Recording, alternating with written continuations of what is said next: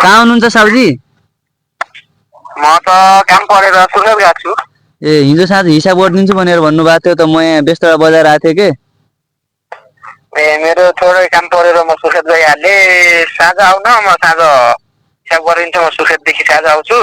अनि हिजो साँझ आउनु भन्नुभएको थियो। हिजो साँझ गएँ, हिजो साँझ नि हुनुहुन्थेन अफिसमा। अहिले आएको छु अफिसमा, अनि अहिले नि हुनुहुन्न।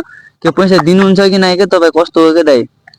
त्यस्तरी यार, कुरा बुझ न तिमीले यार।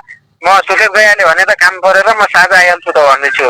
अनि कहाँ म त अनि आज घर गइजाने भने गाडीको टिकट कटाएको छु मैले। अनि के हो, पैसा हालिदिनुहुन्न कि दिनुहुन्न कि के हो के समस्या तपाईँको दाइ?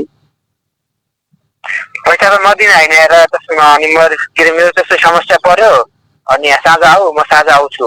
हिजो अनि हिसाब गरिदिन्छु। साँझ त खुब रिसाएर हिसाब गरिदिन्छु अहिले आऊ भनेर भन्न लाग्नु भएको थियो त।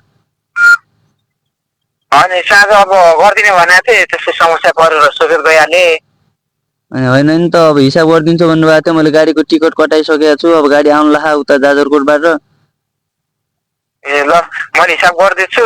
50,000 भएको छ, साँझ आएर दिन्छु मैले। अहिले म बिजी छु। एकछिन ल फोन राख त।